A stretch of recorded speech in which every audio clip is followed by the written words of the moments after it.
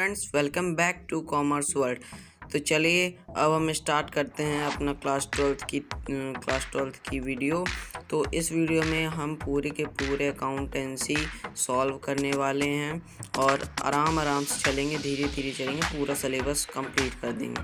तो चलिए let's my YouTube channel commerce world. अगर आप इस चैनल पर नए हो तो प्लीज़ सब्सक्राइब करें और बेल आइकन पर प्रेस करना ना भूलें। तो इसी के साथ चलिए अब हम स्टार्ट करते हैं अपना क्लास 12 का chapter number 1, financial statements of non profit organisation (NPO).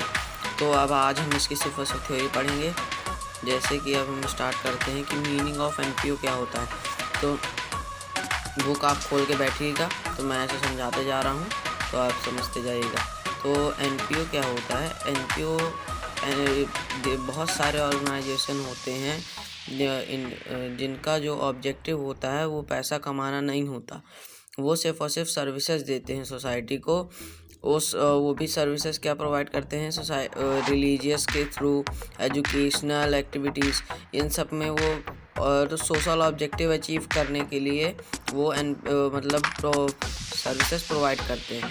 तो वो जो NPO होता है, तो NPO का मतलब यही होता है जो, और उसमें उसकी इनकम कैसी होती है NPO की? वो मेंबर्स, जैसे कि सब्सक्रिप्शन, मतलब मेंबर्स को उन्होंने एडमिशन किया मेंबर्स का, तो उनको मिलता है जो डोनेशन उन्होंने किया, ये सब मिलता है। और अब देखते हैं सेकंड पॉइंट पे, हु इज़ प्रोफेशनल पर्सन। तो प्रोफेशनल पर्सन्स वो होते हैं जो अपने नॉलेज के बेस पे, वो अपने नॉलेज, मतलब उनके पास इतना नॉलेज रहता है कि उस नॉलेज से वो सोसाइटी का भला करते हैं और सर्विस प्रोवाइड करते हैं। तो ये जो प्रोफेशनल पर्सन्स होते हैं, ये होते हैं डॉक्टर, इंजीनियर्स, चार्टर्ड अकाउंटेंट्स, और हो गया एडवोकेट, हो गया एडवाइज़र ऑफ टैक्सेस, हो गया। ये प्रोफेशनल क्या करते हैं कि अपनी सर्विस दे कर प्रोवाइड करके ये अपना इनकम कमाते हैं। तो ये होते हैं। फिर तो अब देखते हैं हम accounting of non trading organisation. तो इसका में ये है कि non trading organisation is not to earn profit. मैंने जैसे आपको बताया था कि उनको प्रॉफिट गेन करने के लिए कोई भी ज़्यादा महत्व नहीं होता है प्रॉफिट गेन करने का, और उनको कि कोई भी नेसेसरी अकाउंट मेंटेन करने की कोई ज़रूरत नहीं होती, क्योंकि उनका जो प्रॉफिट गेन करना नहीं होता, तो प्रॉफिट एंड लॉस अकाउंट उनको बनाना नहीं पड़ता, ना बैलेंस शीट बनाना पड़ता, और कोई भी अकाउंट ऑडिट नहीं करना पड़ता। तो चलिए अब हम आगे देखते हैं। तो ये देखिए, ये रहा sources of income and expenditure of non trading organisation के। इनकम क्या होते हैं और उनके एक्सपेंडिचर किस में आते हैं।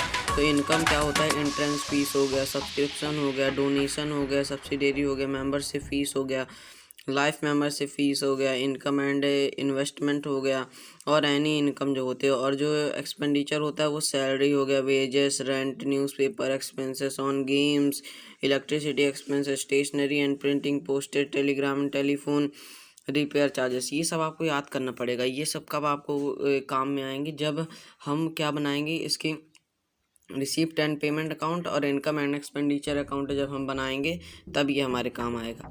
तो अब हम देखते हैं books of account maintain by non profit organisation. देखिए पहले कैश बुक तो आप जानते हैं, इसमें कैश रिसीप्ट और जो पेमेंट होता है ऑर्गेनाइजेशन का, वो ऐसे ट्रांजेक्शन ही रिकॉर्ड होते हैं। और जो जनरल होता है, जो ऐसे ट्रांजैक्शन जो क्या होते हैं कि नॉट रिकॉर्ड होते हैं कैश बुक में, जो कैश बुक में रिकॉर्डेड नहीं होते वो जनरल में रिकॉर्ड होते हैं। और लेजर क्या होता है? लेजर होती है समरी ऑफ अकाउंट, वो जो समरी होती है फाइनल अकाउंट वो होता है लेजर। अब मेमोरेंडम बुक, इस बुक में क्या होता है कि all credit transaction related to organisations are recorded in this book. मतलब कि क्रेडिट ट्रांजेक्शन रिकॉर्ड होते हैं और जो कैश रिसीव्ड होता है वो सब रिकॉर्ड होते हैं कैश बुक में। अब हम देखते हैं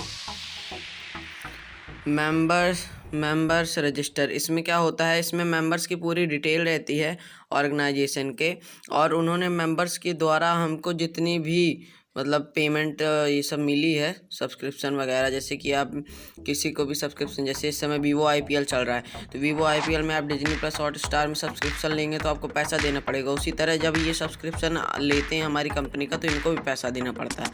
तो जो पैसा रहता है तो वो हमको मिलता है, मेंबर्स रजिस्टर में लिखा रहता है। अब स्टॉक रजिस्टर्स क्या होता है, जितने भी मतलब परचेज और इशूड हुए हैं स्टॉक या फिर आइटम्स, तो वो सब इसमें लिखे जाते हैं। और एसेट्स रजिस्टर क्या होता है, जो फिक्स्ड एसेट्स होती हैं जो ऑर्गेनाइजेशन के ऑपरेशन में हेल्पफुल होती हैं, वो इसमें रिकॉर्ड होती हैं। अब सैलरी एंड वेजेस, इसमें क्या होता है, जो हम सैलरी देते हैं, वेजेस देते हैं एम्प्लॉयज़ को, जो ऑर्गेनाइजेशन के, वो रिकॉर्ड होता है इसमें। अब देखिए, accounts prepared by non trading organisation, receipt and payment account, income and expenditure account और बैलेंस शीट। तो रिसीप्ट एंड पेमेंट अकाउंट में क्या रहता है, चलिए अब हम देखते हैं।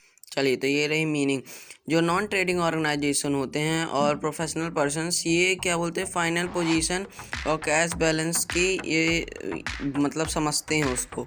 और रिसीप्ट आर रिकॉर्डेड, इसमें क्या होता है, रिसीप्ट जो होता है, जो हमको मिलता है, वो किस में रिकॉर्ड होता है, डेबिट साइड में, और जो पेमेंट होता है वो क्रेडिट साइड में रिकॉर्ड होता है। और इस अकाउंट का नाम है receipt and payment account.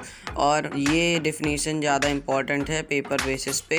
In the words of Carter एक राइटर का नाम है, receipt and payment account is simply a summary of account cash transaction as in cash book और classified under suitable heading including the opening and closing balance.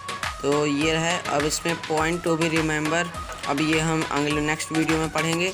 तो like share and subscribe my channel. Thank you watching this video.